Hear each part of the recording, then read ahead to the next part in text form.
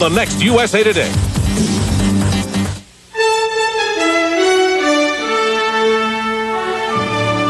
This is the CBS Evening News. Bob Schieffer reporting. Good evening. There is good news tonight for the Gulf Coast of the United States. Tropical Storm Jerry lost some of its punch today. Forecasters are now saying it is not expected to get any stronger for the next day or two. So they have lifted the hurricane watch that was up along the Louisiana coast. But the area is now under a tropical storm watch, and flooding remains a major threat. As Jerry moves in, coastal residents are getting ready to move out, and James Hattori has our report. Fishing boats headed for safe harbor today as Tropical Storm Jerry blew toward the Louisiana coast. Helicopters have already ferried hundreds of offshore oil rig workers to high ground. The wind's picking up and it's picking up quick. It's good to get out of here soon. On the coastline, flooding is the biggest concern right now, especially in low-lying areas like Grand Isle. Although no one's been ordered to evacuate, many know that leaving is the most prudent thing to do. I'm used to it. I've lived here 49 years, and it's a thing that we expect every year. The town council has taken emergency precautions in case the storm worsens. The important thing is not to let ourselves be lulled into complacency. Residents learned about complacency the hard way when Hurricane Juan, another slow-moving, relatively weak storm, struck Louisiana in 1985, causing massive flooding and property damage. In Louisiana's party capital, so far, Jerry hasn't dampened spirits at all. The locals are taking it in typical laid-back style. Why would? What's going to happen, going to happen. And it's not a tropical storm, but a tropical libation that's more on the minds of visitors here. The only hurricane we want is the one that's in a glass. Yeah, that's the one we want. The good times roll on here along the banks of the Mississippi despite overcast skies and now gusting winds. The potential for damage from flooding is very real, remains very real. And that potential for damage is even higher now, Bob, because of some unusually high tides expected over the next few days. Thank you very much, Jim. We want to get the very latest forecast now for Tropical Storm Jerry, and for that we're going to go to Bob Sheets, the director of the National Hurricane Center in Florida. Well, Bob, what does all this mean? Well, it's weakened a little bit, as you indicated there, Bob. It's moving toward the north around 5 to 7 miles per hour. And that means it's not going to be on the coast tonight, as we thought last night, but probably late tomorrow night or perhaps even as late as Monday. So when it gets there, what can we expect? They keep talking about the highest tides in a decade. What does that mean? I think one of those tides got Bob. Not really, but we've just lost contact with him. We'll go on to something else. NASA officials said today they have replaced a faulty computer aboard the Space Shuttle Atlantis, and they officially set the time and date for a long-awaited mission. Scott Pelley now reports from the Kennedy Space Center. Technicians continued to work on the shuttle's main engines today, but NASA was confident enough to set Tuesday as the new launch date for the Galileo Jupiter probe. The mission was delayed 5 days because a faulty engine computer had to be replaced, a complex task further complicated by bad weather. They had some high wind problems early in the process, but those went away and everything else went very smoothly. But the delay may force a cut in the mission of the shuttle's main cargo, Galileo. The spacecraft was to examine 2 asteroids on its way to Jupiter, but now one asteroid flyby may be sacrificed. The exploration of Jupiter, however, is not expected to be curtailed.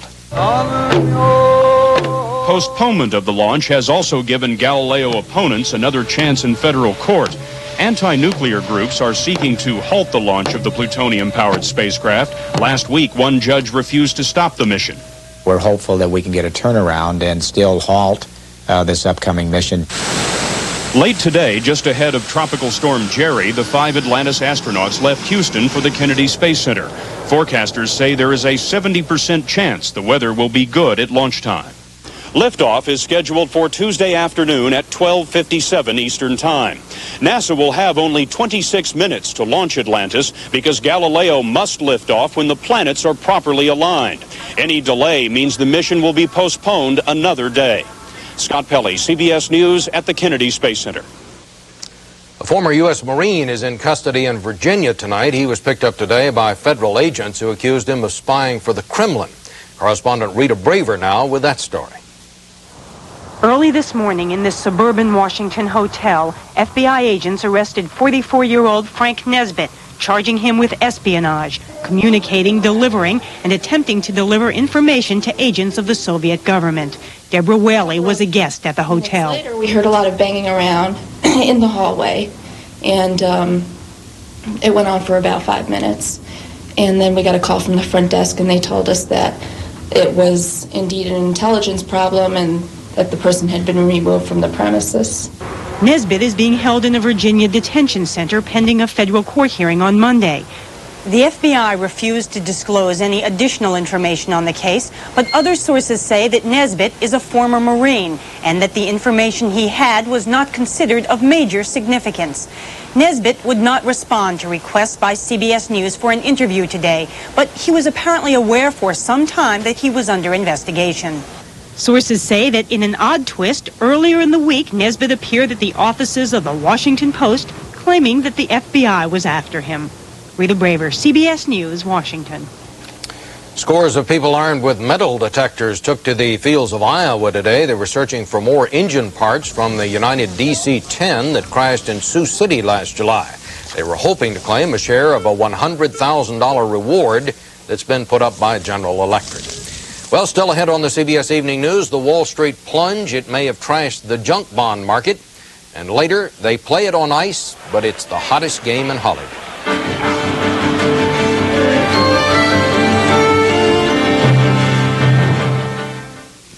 When the time strikes for a little late-night snack, reach for the fresh taste of Sunsweet pitted prunes. Delightfully sweet way to say good night. Only one prune tastes Sunsweet. Hey, Radio Shack's having a great sale. Everyone's having a sale. Oh yeah, listen to this. Radio Shack's $49.95 microcassette recorders, just $33.88. A $19.95 AM/FM pocket radio, now only $10.88. And over $100 savings on an AM/FM stereo cassette car radio. Even an AM/FM clock radio with cassette for only $59.95. Ellen? Keep talking, I'm listening. Check your Sunday paper for Radio Shack's spectacular fall sale supplement, or pick one up today at Radio Shack, the technology store. This date might not mean anything to you, but it means my life to me. It's the day I had a heart attack, and it changed my life forever.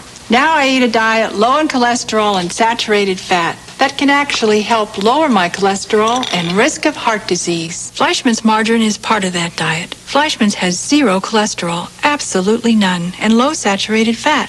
So don't wait for a heart attack to change your life. Fleischmann's, because your heart is in your hands. With low back pain, every step shoots pain. Up here. Know what helps? Clinically proven Back Guard, a shoe insert. Watch how it absorbs foot shock to relieve low back pain. Amazing. Something down here can help up here. Back Guard from Dr. Scholl's. Analysts will be keeping a close watch on what happens on the Tokyo and London stock markets when they open late tomorrow, but there seems to be general agreement today among stock market experts that the sharp drop in stock prices yesterday will not be the forerunner of something more serious next week. Why? Because unlike 1987, when interest rates were shooting up and the dollar was extremely weak, this time interest rates have been steady and the dollar has shown surprising strength. On the day after the market dropped 190 points, here's a sampler of what was going on in brokerage houses today. And on Monday, okay, the market, they're anticipating it going down a little in the first couple of hours. Brokerage houses from New York to San Francisco called in extra staff today to answer a flood of calls from nervous clients, as financial experts warn that Friday's stock market plunge may mark the end of high-risk, high-debt leveraged buyouts that defined big business in the 80s. It didn't end on Friday, but Friday may be when they rang the bell and everybody said, hey, this really is over. What may be over is the era of borrowing huge sums of money by issuing so-called junk bonds to pay for corporate takeovers. Bonds that paid high interest rates to those who bought them, but which were risky investments because they had little collateral to back them up. Takeover specialists relied on a robust economy to pay the bonds off. But with many experts predicting a recession next year, junk bonds are no longer the attractive investment they once were.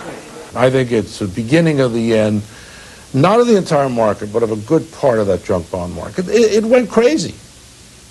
You know, and you can do that in any society just so long, and you end up paying the price. And I think we saw that yesterday.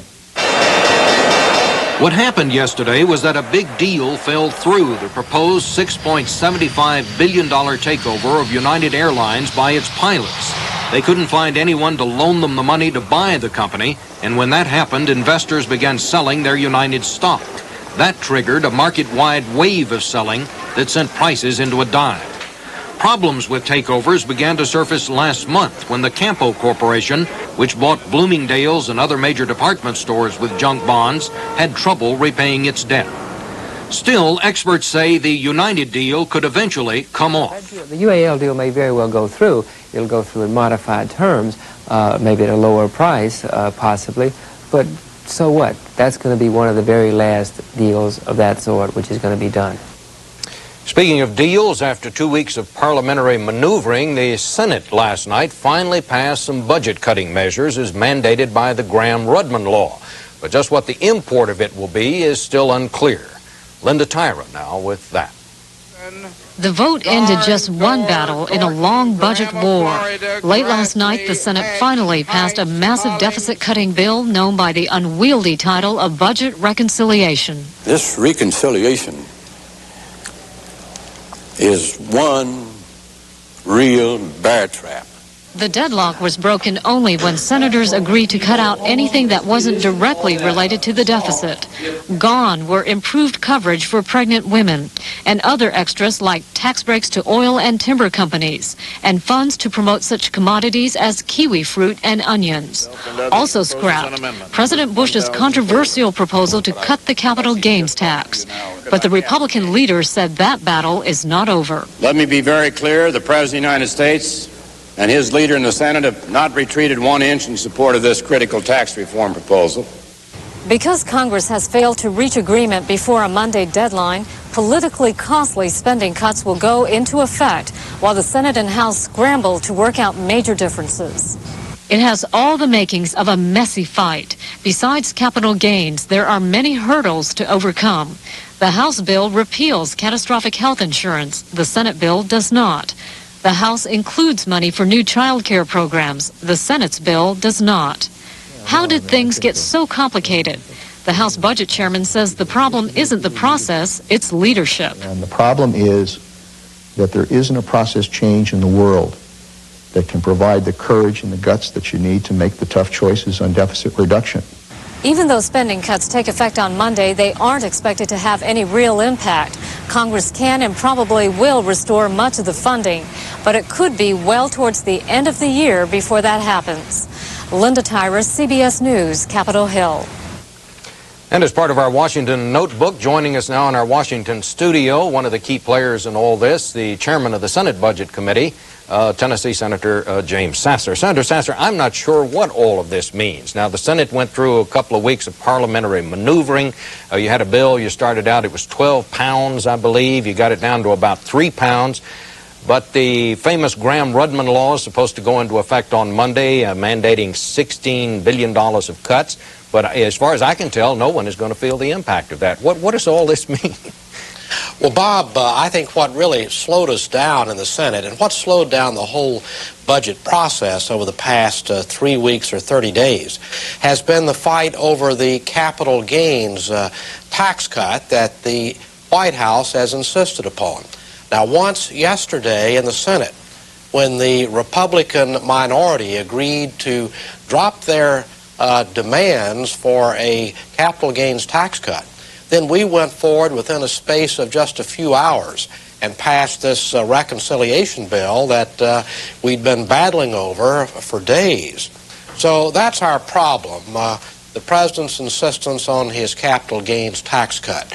That's behind us now in the Senate, and I think we can move forward rapidly now to reconcile the differences between the House and Senate bill and unwind this so-called sequester. Well, as Linda Tyra just pointed out, in the House version of the bill that you're going to have to reconcile the Senate bill with, there is a capital gains tax cut proposal in there. Is that going to last through the conference? I guess the question I'm trying to get at is the bottom line. Is there going to be a capital gains tax cut by the end of the year, Senator? I think it's very doubtful. Bob, the Senate served notice last evening that it was not going to attach the President's capital gains tax cut bill that benefits the wealthiest 10% of the taxpayers in this country to a deficit reduction measure.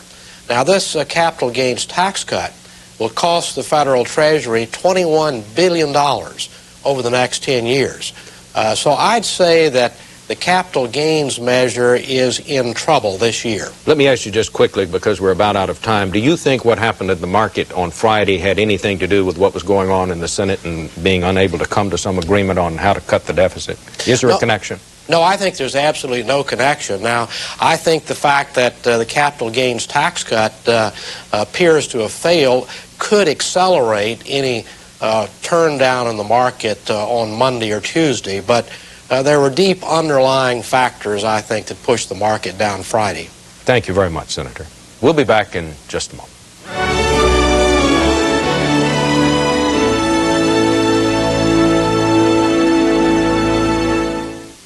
I eat nutritious meals with plenty of fruit and vegetables, so how come I'm the one with painful gas? Surprise! Foods high in nutrition are often high in gas. But Gas X gets rid of the gas, so you feel better fast. Eat right and feel right with Gas X. Give up hot chocolate just because I started wearing dentures? Heat-resistant Fixodent spreads evenly to keep on fixing loose spots, no matter how often it gets hot. Scab! Fixodent, and forget it. There's a motor oil that talks about quality. Always has, always will. Well, Valvoline makes the highest quality motor oil recommended by any automobile manufacturer. Oh yeah, unlike the competition, Valvoline also makes the motor oil used by 7 out of 10 Indy 500 crew chiefs. That's 7 out of 10 Indy crew chiefs over the last 10 years. People who know, use Valvoline. Nearly 1/3 of the smoke detectors in American homes are not working because of dead or missing batteries. In a fire, they'd be worthless. That's why First Alert created the new light test smoke detector. No smoke detector you can buy is easier to test. You don't even have to stand up. Just wave a flashlight at the gold button, and you know it's working. The new light test smoke detector. Only First Alert gives you this extra protection. A Delta 727 caught fire today on the ground at Salt Lake City. 6 people were hurt, 5 of them Delta employees. The fire may have started in the plane's cargo area, and officials reportedly are checking the luggage. One witness said that he heard a loud bang before the fire broke out. It was Delta Flight 1558 from Los Angeles to Edmonton with a stop in Salt Lake City. 3 alleged Colombian drug traffickers were extradited and flown to the United States today. The United States says that these 3 are not among the most wanted drug cartel leaders, however. In Colombia, there was more violence today. Officials said a radio news director was murdered last night, the 4th journalist killed this week. South Africa saw some of its largest demonstrations in years today, the eve of a major event for the black activist movement. Richard Wagner now has that story. It was a day of unprecedented peaceful protest in South Africa. In this nation's 7 largest cities and numerous smaller towns, tens of thousands of people rallied and marched. Never before have so many South Africans voiced this kind of simultaneous opposition to the apartheid policies of the white-run government. The Labor Relations Act is a disease. All the laws of apartheid are the disease. Trade unionists here despise the government's new labor policy because they say it seriously limits their ability to strike. This day of nationwide demonstrations was planned originally as a mass protest against the Labor Relations Act, but political events of the last week have broadened the scope considerably. Organizers turned the demonstrations into victory rallies to celebrate the imminent release by the government of 8 longtime political prisoners, including Walter Sisulu, a leader of the banned African National Congress. We're going to win our country, we're going to get our liberations because our leaders are out. Although the leading light of the African National Congress, Nelson Mandela, remains in custody, his followers are counting the days until he too becomes a free man. Nelson Mandela is going to be the leader. As Walter Sisulu's home in Soweto is readied for his return, his wife has no illusions about why her husband is coming home after a quarter of a century in prison. Anyway, the government didn't do it because it felt it should do it. It's doing it really because of the pressure. The foes of apartheid vow to keep that pressure on until South Africa becomes a nation of equal rights for all who live here. Richard Wagner, CBS News, Johannesburg.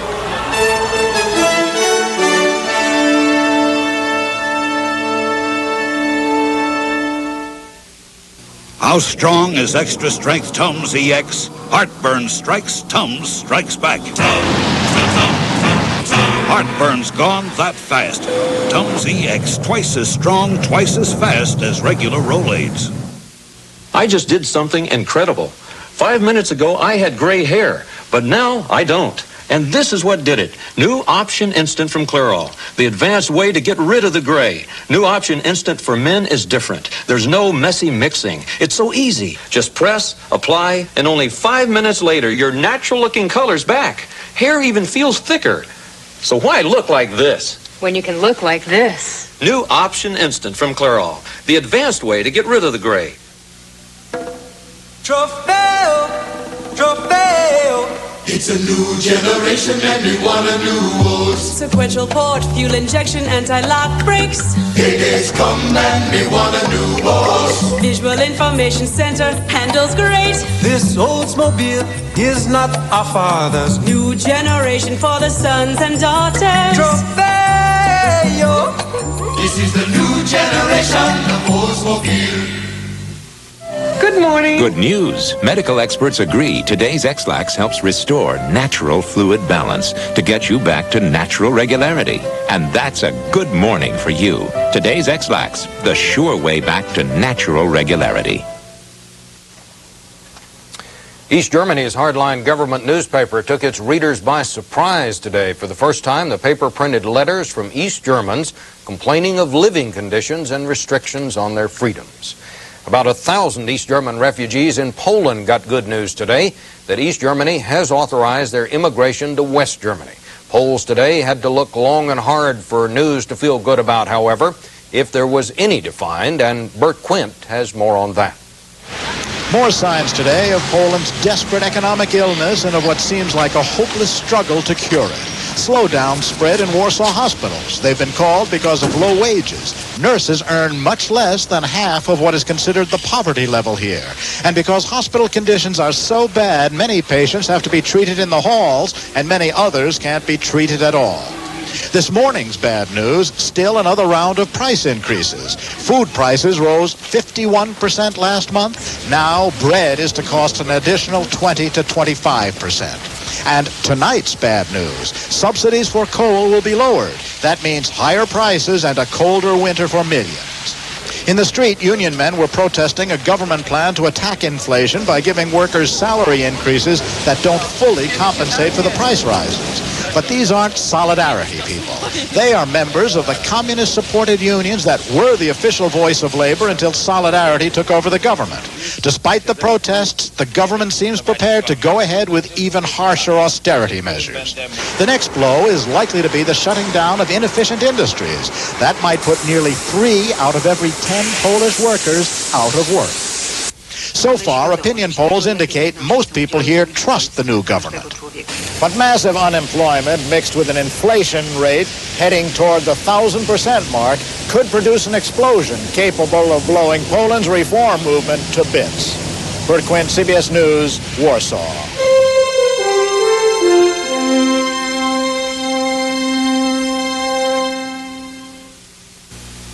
Is that all there is?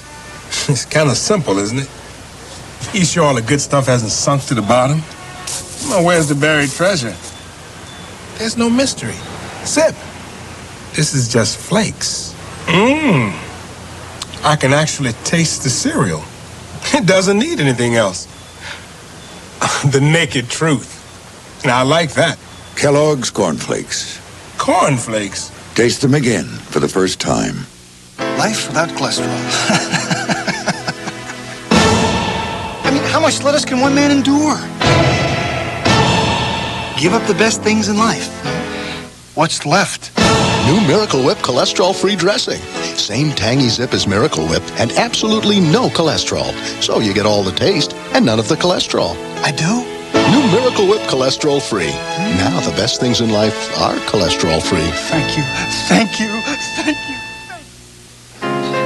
To my beautiful wife. It's nice to know he still loves the way you look. And if you wear dentures, you can count on Effordent to freshen up dentures and clean away stains so well. With Effordent, all he'll notice is you. Bran muffins have more fiber than almost anything. Except prunes. Prunes, the high-fiber fruit. Finally, the Bay Area may have the World Series, but Los Angeles has ice hockey. L.A. Kings superstar Wayne Gretzky needs only 2 more points to become the all-time scoring leader, and he could do it tomorrow against Edmonton, his old team. He's made hockey so popular in Southern California that fans are willing to get out of the sun. And Ron Allen reports. The glitzy Hollywood crowd has a new place to be and be seen. An ice hockey arena of all places. A winter sport has become quite fashionable in a town where winter never even happens. We're talking about the subtlety and violence of hockey. Ice hockey is suddenly in, trendy. Wayne Gretzky! It's been that way since hockey superstar Wayne Gretzky arrived on center stage a year ago. Almost like the perfect leading man from Central Casting. A lot of hockey movies were made here in this town. A lot of stories of winter took place in this town. So it's a land of make-believe, and things happen. So anything can happen here. Ice hockey has become such a craze, they may have to start turning kids away from the youth leagues. No respectable LA parents would dare have their child left out. I enjoy the sport. It's like better than surfing. Skating used to be something that only happened here on wheels down by the beach. But even the balmy temperatures are not a problem for the imaginative California hockey fan. Phil Kaufman built a synthetic rink for his son in the basement of their home. That's plastic ice, imported from Minnesota. It's very close. You don't get wet when you fall, but it still hurts. To me, I think it's the most exciting sport there is. And the hockey cottage industry continues to grow, with retailers selling skates, pads, and paraphernalia as never before to people who've never played before. 41-year-old businessman Bob Knoll plays goalie because he barely knows how to skate. Adults that play in Southern California, it's almost like a subculture, you know? That's what happens when a star with celebrity status brings new brilliance to a lackluster cast. Now even California sun worshippers are flocking to the ice in droves. Ron Allen, CBS News, Los Angeles. And to recap the top story, Tropical Storm Jerry weakened over the Gulf of Mexico today. Forecasters lifted a hurricane watch for the Louisiana coast and replaced it with a tropical storm watch. Coastal flooding remains a real threat. That's the news. Coming up on Saturday night with Connie Chung, the untold story of the bombing of Pan Am Flight 103. Bob Schieffer, CBS News in New York.